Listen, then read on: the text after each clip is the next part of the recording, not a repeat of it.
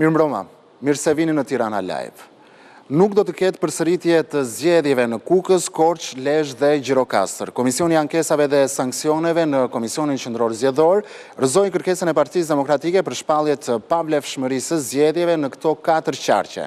Por Partisë Demokratike ju rrëzua dhe një pretendim tjetër, ai zhdukjes së fletëve të votimit të papërdorura. Pas hapjes pjesës më të madhe të 229 kutive me materiale zgjedhore nga 11 qarqe të vendit, rezultoi se fletët e votimit të papërdorura ishin brenda tyre.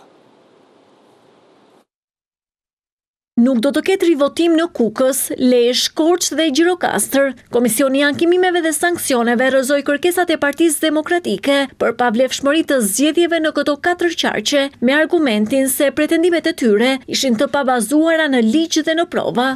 Për ne nuk ka rëndësi kë kemi përballë, për ne ka rëndësi çfarë kemi përballë. Kemi vendosur rrëzimin e kërkesës ankimore numër 37 subjekti zgjedhor Koalicioni Partia Demokratike Alanca për Shqipërinë Madhështore, si të pambështetur në ligj dhe në prova. Për qarkun e Diprës, KAS vendosi rihapjen e kutive për 44 qendra votimi për votën preferenciale të kandidatëve të PD, pasi Xhemal Gjungshi thotë se janë vjedhur votat nga brenda partisë. Po ashtu, demokratëve ju rrëzua dhe alibia se 130.000 fletë të papërdorura janë zhdukur.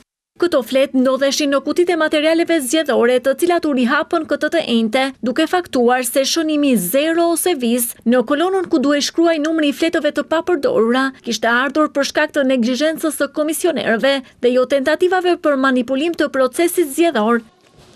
Por edhe pse kërkuan vetë rinumërimin e 229 kutive, demokratët nuk shfaqën interes për procesin. Vëzhguesit e tyre mbërritën në magazinat e KQZ-s 2 orë pasi kishte nisur rinumërimi, ndryshe nga socialistët, të cilët ndodheshin aty që në hapjen e kutive të para. Ndërsa në Tiranë do të ketë rinumërim të votave në të gjithë qarkun, Komisioni i sanksioneve dhe ankesave në Komisionin Qendror Zgjedhor rrëzoi kërkesën e Partisë Demokratike, por më pas 2 anëtar të këtij subjekti në Komisionin e ankimimeve dhe sanksioneve kërkuan rinumërim, kërkesë që u pranua sipas ligjit. Komisioni Qendror Zgjedhor pritet gjithashtu që të vendosë datën se kur do të nisë hapja e kutive për 1282 qendra votimi për rinumërim të votave si për subjektet ashtu edhe kandidatët. Fletët e votimit të qarkut të Tiranës do të rinumërohen si për partitë ashtu edhe për kandidatët, edhe pse Komisioni i ankimimeve dhe sanksioneve rrëzoi kërkesën e Partisë Demokratike për shpalljen e pavlefshmërisë së zgjedhjeve në këtë qark, 2 anëtarët e saj në KAS përdorën të drejtën që u njeh kodi zgjedhor për të kërkuar rinumërimin apo rivlerësimin e votave. KAS me shumicë votash e rrëzon të kërkesën ankimore, por me kërkesë të 2 anëtarëve të KAS-it do të bëhet kqyrja e kutive të fletëve të votimit për qarkun Tiranë. Duke qenë se ky proces merr kohë për organizimin e logjistikës, duke qenë se janë mbi 1200 qendra votimi, data për fillimin e këtij procesi do të përcaktohet në një moment tjetër. Në Tiranë, Partia Socialiste arriti të siguronte 19 mandate, Partia Demokratike 13 mandate, Partia Mundësia 2, ndërsa Lëvizja Bashk dhe Shqipëria Bëhet u ndalme nga 1 mandat dhe pikërisht kërkesa për rinumërime demokratëve lidhet me mandatin e 14 në kryeqytet, pasi Agron Sheaj e fitoi me një diferencë prej 1300 votash. Po ashtu, diferenca është e vogël edhe mes kandidatëve. Jorida Tabaku fitoi me një diferencë prej 2000 votash ndaj Ilir Ali Mehmetit, ndërsa ndër radhët e socialistëve, Olta Xhaçka e siguroi mandatin me 140 vota, më shumë se Blerina Gjulameti. Ndërsa raporti i Bashkimit Evropian që certifikoi zgjedhjet e 11 maj dhe vlerësoi avancimin e Shqipërisë për integrimin, u bë objekt debati në seancën e sotme të Kuvendit. Deputetët e Berishës vazhduan me gjuhën e baltosjes që përdorën në Bruksel, ndërsa për socialistët raporti i Bashkimit Evropian ishte konfirmimi i zgjedhjeve dhe i reformave të qeverisë. Raporti Komisionit i Jashtëm të Bashkimit Evropian zbriti në parlament. Mazhoranca e lexonte pozitivisht, ndërsa opozita e të kurrur me 11 pranishëm në sallë ishte e bindur se doktori i tyre e di më mirë. Kryetarja e parlamentit Elisa Spiropali, për të dytën e radhazi, u shpreh i ndinjuar për fjalimet e Berishës në Bruksel, Sipas saj, ndryshe nga raporti, doktori po i bën një dëm të madh imazhit të vendit. Kur në dyert e Brukselit, në dyert e gjithë partnerëve tanë, nuk i bëhet opozit qeverisë, as flitet për standarde, as kërkohet përmirësimi i standardeve, por i bëhet opozit Shqipërisë. Në fakt, po shtërohet Shqipëria, në fakt thuhen të pavërteta halucinante që nuk bazohen në asnjë realitet dhe asnjë raport. Atë guxon ta thot ai që quhet lideri i opozitës shqiptare. Por dy luanët e doktorit ishin gati për replik, të paktën me gjuhën e tyre e mbuluan mungesën e Berishës në parlament për shkak të takimeve në Bruksel. Sepse është e papranueshme për ne dhe për çdo shqiptar që siç thoni edhe ju, ka qelur kapitujt e parë të negociatave me Bashkimin Evropian, të varros votën e lirë dhe të varros zgjedhjet e lira. Nga mazhoranca socialiste, ish pastori Toni Gogu kishte një urat, kurse Taulant Balla një këshill. Ndaj sot lutja ime është që Zoti ta bekoj Shqipërinë, shqiptarët, të rinjt dhe ta ruaj Shqipërinë nga ata të cilët janë të gatshëm ta djegin se nuk e qeveresin dot. Më dërgoj një miku im, disa prej miqve të mi eurodeputet, një cop letër që u jepte Saliu aty. Dhe që i thoshte, bllokoni negociatat me Shqipërinë dhe mos hapni më kapituj me Shqipërinë. Ja e ke shkruar këtu më, e ke shkruar këtu, ja. Po merreni më mbyllën në shtëpi. Merreni më mbyllën në shtëpi se turproj shtëpinë e vet, po turproj dhe vendin e vet. Me porosit doktorit nga Brukseli, me nxitim erdhën delegatët Albana Vokshi dhe Oert Bylykbashi për të thënë se Berisha e kishte lexuar drejt raportin. Por kur aksioni 2 orësh i opozitës përfundoi, i vetmi opozitar në sallë, Dashnor Sula, i bëri ndush të ftohtë Berishës dhe të vetëve. Dhe këtë nuk na bëri Edi Rama, këtë e bëm ne vetë me dorën tonë. Nëse të dhimbset, ende kjo krijesë që ndërtove vetë, i jepi drejtim, tërhiqu dhe lëre garën e lirëve të barabartë. Kurse Berisha vëzhgonte nga Brukseli dhe nuk i shpëtoi një takim në kafen e Parlamentit Evropian me raporterin e Shqipërisë në Bashkimin Evropian, Andreas Schieder. Sipas njoftimit, doktori bëri të qartë se Shqipëria është narkoshtet dhe duhet të garantohen standarde të qarta në rrugën e antarësimit. Por zyra e shtypit nuk ka zbardhur përgjigjen e Schieder, i njëjti i cili hartoi raportin për Shqipërinë dhe e cilësoi vendi i parë në garën për të hyrë në Bashkimin Evropian. Mirë, kam kënaqësi që me mua në studio të bashkohet deputeti i Partisë Socialiste, zoti Petro Koçi. Zoti Koçi, mirëmbrëma, faleminderit që jeni me mua në studio. Mirë se ju rigjeta. Ju vini në fakt nga një seancë e gjatë, maraton në Kuvend, e cila sapo u mbyll, ku me 71 vota të socialistëve u miratuan 2 nga pikat më të rëndësishme, siç janë ndryshimet në buxhetin e vitit 2025 dhe gjithashtu marrëveshja për sigurinë me Ukrainën. Por, zoti Koçi, pse ju sot në parlament e përcaktuat Berishën si Dik Marti, një anti-shqiptar, i cili dikur akuzon të UÇK-n për trafik organesh? Po, sepse e meriton. Në momentin që kam parat videon ku Berisha mallkonte Shqipërinë si një vend bandash, si një vend kartelesh, ku portet, aeroportet që kanë vënë në dispozicion të trafikut ndërkombëtar të drogës, më kujtua me njerë Dik Marti, i cili donte t'i vinte njollën shqiptarve duke akuzuar UÇK-n për transplant të organesh. Dhe kemi në të njëjtin funksion Sali Berishën tashmë, që unë e quajta Dik Marti shqiptar, i cili në fakt e ka urryer UÇK-n përpara se ta urrente Dik Marti, vërtet. Se dim shumë mirë çfarë konsiderate ka pat Berisha për UÇK-n, e konsideronte një lëvizje marksiste leniniste etj. Por kësaj radhe ajo që bëri ishte vërtet e papranueshme dhe e pafalshme. Sepse gjua që përdori nuk ishte thjesht një gjuhë e cila kërkon, po themi, të kritikoj një qeveri apo funksionimin e institucioneve në Shqipëri, që trajtojnë si institucione ligjbatuese edhe çështje të trafikut të drogës, por damkosi gjithë shqiptarët kur e krahasoj Shqipërinë me vende të tilla dhe me lidhje të tilla që të çojnë Amerikën Latine. Vërtet, ne kemi bashkombas që janë përlyer në këto lloj trafiqesh, por t'i vësh dangmën shqiptare sikur ata i kanë kartelet edhe këto bandat, për mua është edhe racizëm. Pra është anti-shqiptarizëm, por është dhe një lloj racizmi. Dhe zgjodhi një lloj si Maduro të njëjtat terma, duke folur për shqiptarët, pra si një kom nga i cili na vjen e keqja ndërkombëtare.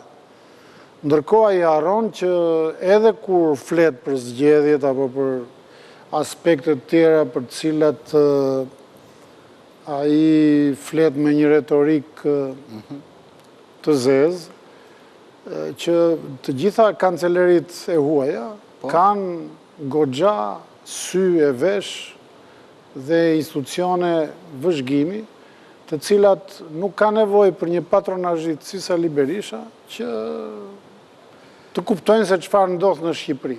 Sigurisht që në Shqipëri ka krim të organizuar, ka dhe njerëz që merren edhe me trafiqe, dhe fal një reforme të thellë në drejtësi, sot ne po shënojmë suksese të mëdha në luftën kundër këtyre organizatave kriminale. Por ti kur flet për bandë dhe për kartel, duhet të nisesh nga realitete dhe nga koncepte që ka kodi penal, sepse Sali Berisha presupozohet që është një njeri i cili duhet njohë mirë shtetin edhe, po themi, dhe termat ligjor. Këtu nuk jemi në Meksik, po, ka kartele droge, ka në Kolumbi, ka në gjithë këto vendet ka kartele, vërtet.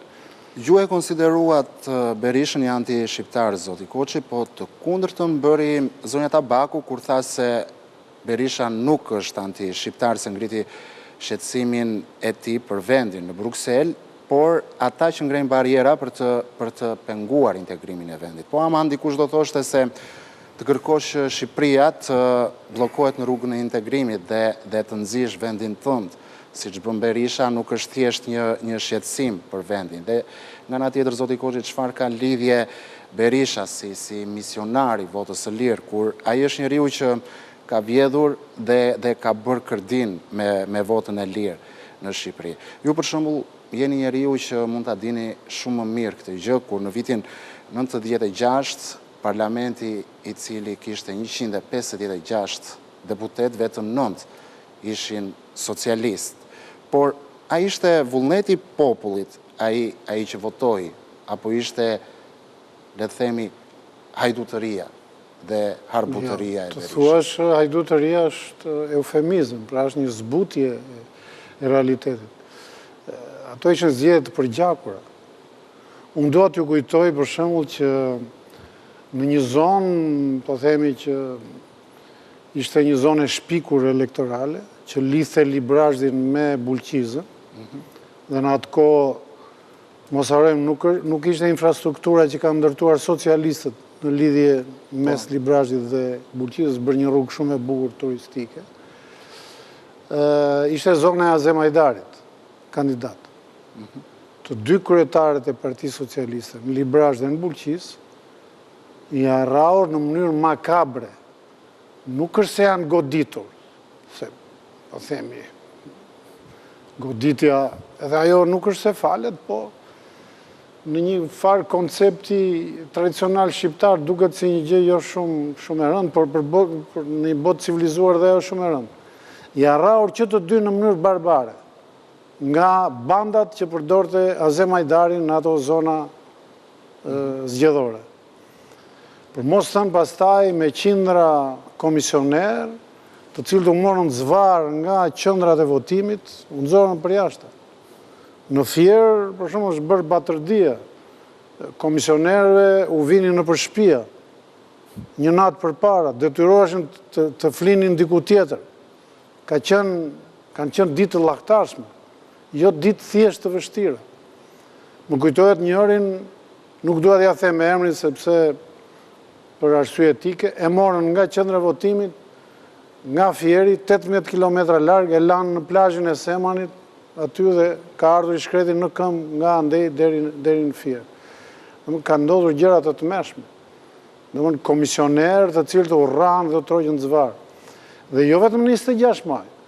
Dua t'ju kujtoj për shembull një episod që ka ndodhur në 20 tetor të atij viti kur janë bërë zgjedhjet lokale, të cilat u konsideruan si më të pranueshme. Kemi qenë te shkolla industriale në Fier. Bashkë me ne, pra në monitorim zgjedhjesh, ishin dhe deputet italian. Ka qenë dhe zonja Arta Dade, e cila ishte sekretare marrëdhënie me jashtë. Tani në syt ton hyn banda, pra ne ishim duke parë zgjedhjet. Me mandat të rregullt si vëzhgues, të autorizuar nga KQZ-ja. Hyn ajo banda me një 10 vet, bile kur them bandë edhe kështu, edhe me kapele republike, domthon edhe nga pikpamje formale, tamam si kaubojsa. Erdhën aty përpara nesh, vajtën te komisioni i zgjedhjeve, i thanë njërit kush është i Partisë Socialiste dhe ngrihet një nga ata shokët tanë, edhe ati s'po ja përmend emrin, po Viktore ka emrin, s'po ja them mbi emrin për mos ta prekur publikisht, i tha unë jam i Partisë Socialiste. Dhe po aty e kanë qelluar me grusht. Këta italianët u llahtarisën deputet. Dhe pastaj kanë njoftuar ambasadën italiane, ambasada italiane bëri zhurmën e dur në KQZ, u ndërpre për ca kohë atje votimi, nejse, domethënë po përmend disa, po themi, episode të cilat nuk mund të krahasohen me pretendimet e sotme të Partisë Demokratike që, ku diun, ai një kryeplak atje në një fshat të Peqinit kishte ca flet votimi që s'ishin me vulën e KQZ-s, etj. Si ato fletët që shpërndajmë ne si kandidat për të thënë njerëzve, shiko, këtu votohet emri i X-it, këtu votohet partia, etj. Por ama, zoti Koçi, a keni ju sot një përgjigje pas kaq shumë vitesh në politikë se me çfarë fytyre ju del akoma Berisha shqiptarëve dhe ju flet për misionin e tij për votën e lirë, dhe nga ana tjetër me çfarë guximi dalin deputetët e opozitës si në publik apo ashtu edhe në parlament dhe gënjejnë akoma shqiptarët duke ju thënë se Berisha është misionari i votës së lirë. Shiko, ai mund të gënjej një brez i cili nuk e njeh, por është e pamundur të gënjej ata të cilët janë dëshmitar, edhe nga brenda vetë PD-s. Nuk mund t'i gënjej, ai nuk mund të jetë misionari i votës lirë. Ai është përkundrazi simboli i dhunimit të votës lirë deri në grusht shteti. Domethënë janë disa palë zgjedhje në të cilat ai është përfshirë direkt si një dhunuesi i zgjedhjeve. Unë vi nga një zonë e cila ka vojtur rënd kamzhikun elektoral të Sali Berishës. T'ju them edhe në 92-shin në zgjedhjet vendore. U bën zgjedhje për kryetar bashkie në Fier, në 26 korrik. Atëherë ishte jo ndarja sotme administrative. Ata manipuluan zgjedhjet dhe e çuan në balotazh.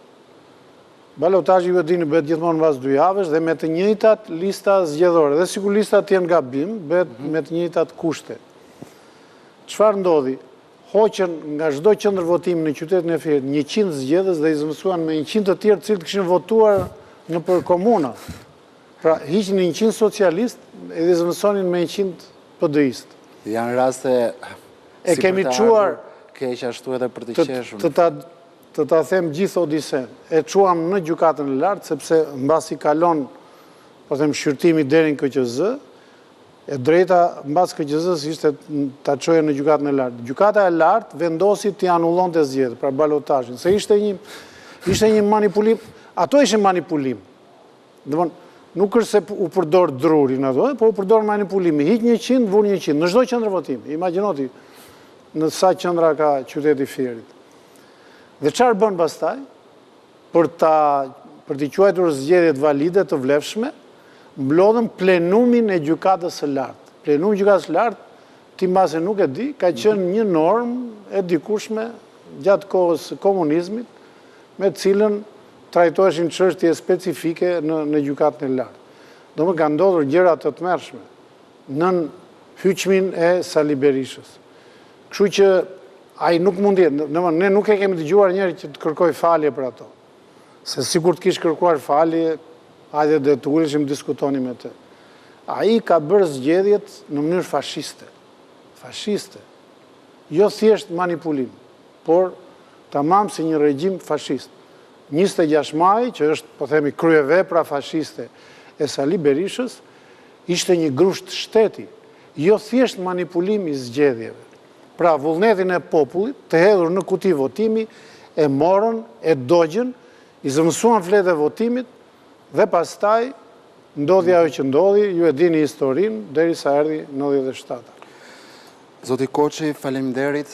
Ishte kënaqësi që ishit me mua këtë mbrëmje në Tiranë. Faleminderit dhe uroj që të vim në biseda për çështje të cilat nuk janë kaq të rënda në kujtime. Shpresoj dhe unë të njëjtën gjë. Të ndihni radion ABC News në valët 105 FM. Do të përditësoheni me zhvillimet e fundit në 105 FM. Pensionistët do të marrin pensionin e 13, zbatimi do të nisë në vitet e ardhshme sipas planit kombëtar të veprimit për moshën e 3 deri në vitin 2030. Sipas dokumentit, brenda kësaj periudhe parashikohet ndër të tjera dyfishimi i pensionit mesatar, indeksimi i pensionit i diferencuar, si dhe firmosja e marrëveshjes së pensioneve me Greqinë.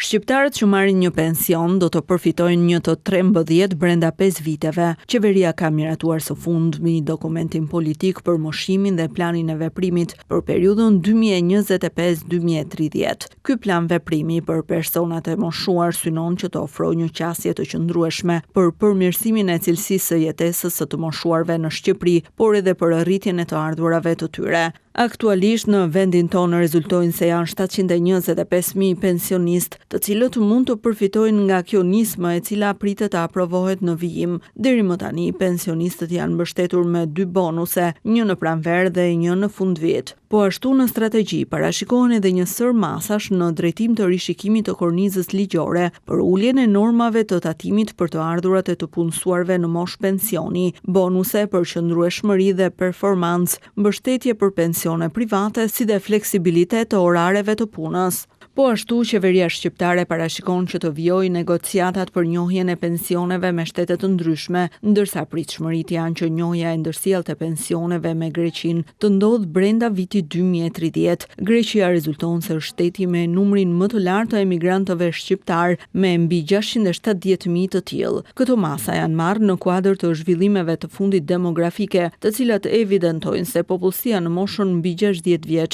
përbën 1/4 e popullsisë në Shqipëri. Trend ky i cili po thellohet gjithnjë e më tepër për shkak të plakjes së popullsisë dhe rënies së lindshmërisë. Gjermania planifikon të shtojë me 60.000 trupa ushtrinë e saj në përmbushje të kërkesave të NATO-s. Afrimi i gjithë këtyre ushtarakëve pritet të jetë një sfidë e madhe për Berlinin, ku rekrutimi ushtarak u ndalua në vitin 2011. Së fundmi, kryeministri Merz ka thënë se Gjermania do të bëjë ushtrinë më të madhe të Europës.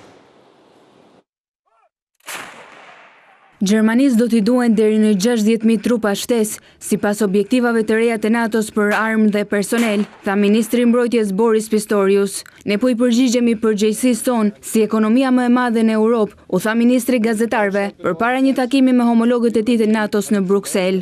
Kërkesat e reja janë të përshtatura, sipas planeve të mbrojtjes së aleancës, mirafaqe dokumente sekrete, të hartuara për herë të parë që nga fundi i luftës së ftohtë, që detajojnë se si forcat aleate do t'i përgjigjeshin një sulmi rus ndaj NATO-s. Duke i përkthyer këto plane në mjetet ushtarake të nevojshme, NATO gjeti mangësi të mëdha në fusha të ndryshme, duke filluar nga formacionet e mëdha të trupave toksore të gatshme për luftë, deri te armët me rreze të gjatë veprimi, rezervat e mjaftueshme të municioneve dhe komunikimet e sigurta. Në total, forcat e armatosura të Gjermanisë do të kenë nevojë për afërsisht 50.000 deri në 60.000 ushtarë aktiv shtesë në të gjitha degët e ushtrisë sipas Pistorius, gjë që do ta çonte forcën e ardhshme të ushtrisë gjermane midis 250.000 dhe 260.000 trupa. Më herët u raportua se NATO do t'i kërkojë Gjermanisë të ofrojë 7 brigada të tjera ushtarake ose rreth 40.000 trupa. Rekrutimi 10 mijëra trupave shtesë do të jetë një sfidë e madhe për Berlinin, megjithatë, dhe ka tentar të shkaktojë një debat të ri nëse rekrutimi ushtarak i pezulluar në vitin 2011 duhet të rikthehet. Ushtria gjermane ende nuk e ka arritur objektivin prej 203.000 trupash të vendosur në vitin 2018 dhe aktualisht ka mungesë stafi prej rreth 20.000 trupash të rregullta, sipas të dhënave të Ministrisë së Mbrojtjes. Pistorius sa si qeveria do të përballet me pyetjen nëse shërbimi ushtarak vullnetar do të jetë i mjaftueshëm për të mbushur radhët e ushtrisë.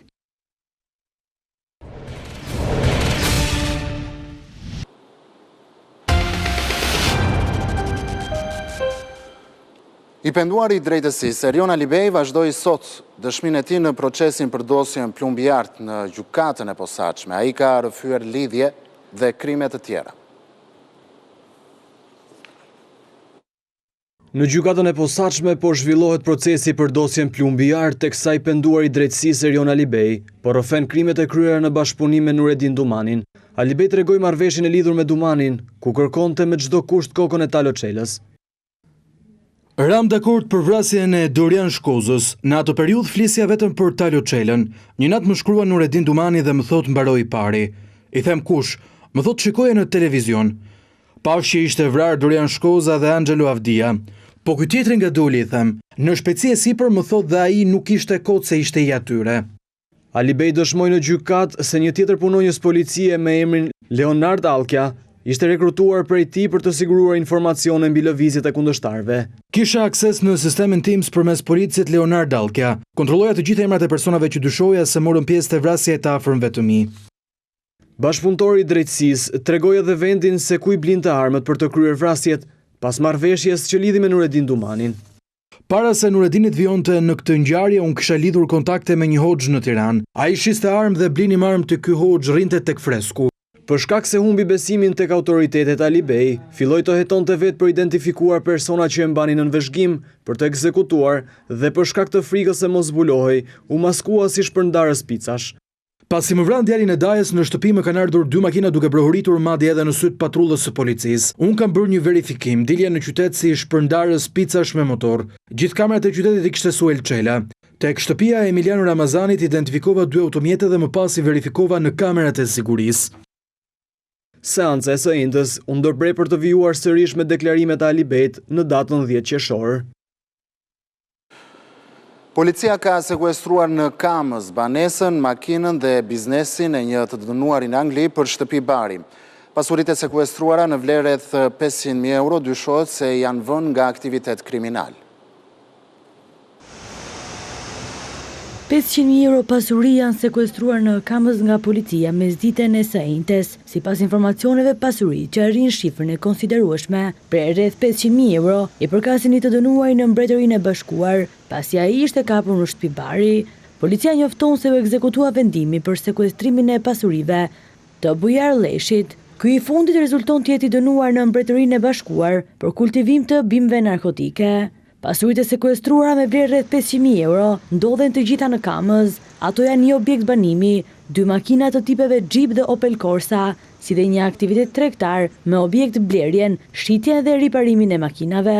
Policia thot se vijon ende punën dhe hetimin për të parë nëse ka pasuri të tjera të Bujar Leshit apo të familjarëve të tij që mund të jenë përfituar nga aktiviteti kriminal. Presidenti Interpol General Ahmet Nasser Al-Raisi ka premtuar ndihmë për Shqipërinë përsa i përket ekstradimit të personave që kërkohen nga vendi ynë dhe që fshihen në Dubai dhe Emiratet e Bashkuara Arabe. Ky premtim është bërë gjatë një takimi me drejtuesin e policisë shqiptare Ilir Proda në konferencën e 52 rajonale të Interpolit që u zhvillua në Athinë. Ndërkohë Ilir Proda tha se do të rritet bashkëpunimi midis Shqipërisë me Interpol dhe me Emiratet e Bashkuara Arabe.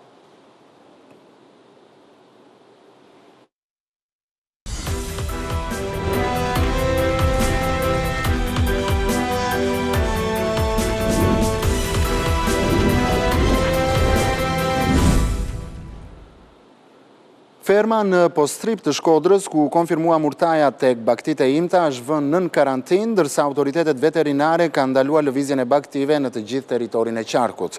Vijojnë kontrollet në të gjitha fermat e tjera, ku deri tani nuk ka asnjë rast të dyshuar.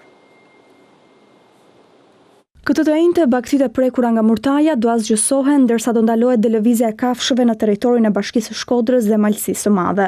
Këto janë masat që u ndërmorën nga autoritetet e shërbimit veterinar pas konfirmimit të mërkurën se në vendin tonë ndodhet ky virus. Do marrin gjitha masat për ndalimin e lëvizjes së këtyre kafshëve nëpër territor. Në tregje thertore nga ferma në fermë dhe shpresojmë edhe që këtë sëmundje ta kufizojmë. Nuk ka dalë as një pikë qumësht dhe as mish për në treg ose në fabrikat e përpunimit. Ne prandaj eliminojmë se mishi i kafshës smura ose atyre që dyshohen që janë të smura nuk lejohet të dalë për konsum publik, por e eliminojmë sipas legjislacionit fuqi. Ndonse grupet e punës dolën në terren dhe nuk konstatuan raste në fermat e tjera, autoritetet ju bëjnë apel fermerëve që të lajmërojnë nëse dyshojnë se baktitë e tyre janë prekur nga kjo sëmundje. Unë i bëj thirrje çdo fermeri, jo vetëm në rajonin e Shkodrës, por në gjithë territorin e Republikës, që kur dyshon që ferma e tij ose baktitë në fermën e tij paraqesin shenja të sëmundjes, njëherë të njoftojë shërbimin veterinar më të afërt, qoftë shtetëror, qoftë privat. Ferma në Postrib u karantinua në 3 qershor pas ngordhjes së baktive të imta. Ndërkohë aty u morën nga Shërbimi Veterinar i Shkodrës mostra gjaku nga baktit për analizim në laboratorin veterinar të Tiranës dhe rezultatet konfirmuan rastin e parë të murtajës së baktive të imta. Ndërsa specialistët thonë se murtaja e baktive të imta nuk transmetohet tek njerëzit dhe nuk paraqet asnjë rrezik për shëndetin publik. Ata thonë se virusi prapet shumë shpejt te kafshët dhe vdekshmëria është e lartë. Murtaja e ruminantëve të vegjël është një sëmundje virale që prek baktitë e imta. Infeksioni sipas specialistëve përhapet me shpejtësi dhe ka shkallë të lartë mortaliteti te kafshët. Kjo është sëmundja më e transmetueshme në baktitë e imta dhe njëkohësisht sëmundja me pasoja më të rënda ndoshta ekonomike. Fermerët sipas specialistëve duhet të njoftojnë shërbimin veterinar në rastet kur te kafshët vëren shfaqje të këtyre shenjave. Te baktitë e imta karakterizohet me temperaturë shumë të lartë, me mungesë të oreksit, me skuqje dhe me plagë të cilët janë të tipit gërryes ose erëziv ose ulcerativ në kavitetin e gojës, me diare të rëndë, dobësim të jashtëzakonshëm dhe përfundimisht ngordhjen e kafshëve. Ajo zhvillohet në mënyrë tepër të shpejtë. Murtaja e ruminantëve të vegjël nuk është sëmundje zoonotike, që do të thotë se nuk transmetohet tek njerëzit dhe nuk paraqet rrezik për shëndetin publik. Por veteriner apo fermer që bie në kontakt me virusin mund ta përhapin atë nga një fermë në tjetrën. Nuk ka asnjë problem për njerëzit të cilët mund të kontaktojnë me virusin, por ato mund të jenë një transmetues mekanik. Pra një fermer, një mjek veterinar apo një fermer i cili i ka kafshë të smurë me rrobat dhe me veshjet e tij mund ta transmetojë në një fermë tjetër. Kur vjen një vizitor apo një fermer kur hyn në tub, duhet të dezinfektohet para hyrjes dhe të dezinfektojë veshjet e tij pas daljes nga ferma. Për të parandaluar përhapjen e sëmundjes, specialistët ju këshillojnë fermerëve të respektojnë masat e biosigurisë, të shmangin kontaktin e deleve dhe dhive, me tufa të tjera në kullota e të kufizojnë hyrjedaljet e vizitorëve në ferma. Murtaja e ruminantëve të vegjël është sëmundje tipike për Afrikën, ku përdoret dhe vaksina. Në vendin tonë, specialistët shpjegojnë se futet në grupin e sëmundjeve për të shkrenjosur dhe masat përqendrohen në eliminimin e burimeve të mundshme të infeksionit, si asgjësimi i kafshëve të sëmura, e izolimi dhe dezinfektimi i vatrave të infeksionit. Zbutet klima mes Shteteve të Bashkuara të Amerikës dhe Kinës. Presidenti amerikan dhe udhëheqësi kinez zhvilluan një bisedë telefonike e para mes tyre që pas përplasjes së fortë mes Washingtonit dhe Pekinit për tarifa tregtare. Kreu i Shtëpisë së Bardhë tha se biseda ishte pozitive, ndërsa presidenti kinez ftoi Donald Trump për një vizitë zyrtare në Pekin. Presidenti amerikan Donald Trump dhe homologu i tij kinez Xi Jinping patë një bisedë telefonike me fokus marrëdhënie tregtare mes dy vendeve. Trump tha në një postim në Truth Social se pati një telefonat shumë të mirë me Xi, që zgjati rreth 1 orë e gjysmë. Ekipet e dy vendeve do të takohen së shpejti për të biseduar në lidhje me marrëdhënie tregtare. Vendi dhe data e takimit do të njoftohen në vijim nga administrata amerikane. Nxiftoi Trump dhe zonjën e parë të vizitojnë Kinën dhe presidenti amerikan tha se i ktheu një përgjigje pozitive. Detajet rreth telefonatës së Trump dhe Xi, e dyta mes tyre këtë vit, ishin të pakta. Ministria e Punëve të Jashtme të Pekinit dhe ambasada e Kinës në Shtetet e Bashkuara thanë më herët e njëjtën se ishte Trump ai që e kishte kërkuar telefonatën me Xi.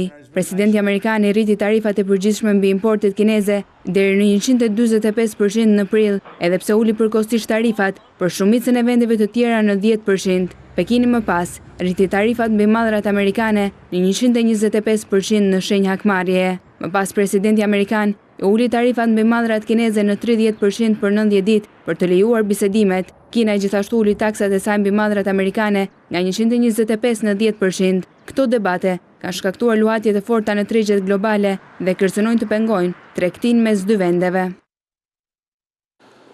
Presidenti Amerikan Donald Trump kërkon hetim administrativ për paraardhësin e tij Joe Biden dhe administratën që ai drejtonte. Kreu i Shtëpisë së Bardhë thotë se gjatë fundit të mandatit, Biden nuk ka qenë në gjendje të mirë shëndetësore, ndërsa administrata e tij e fsheu situatën.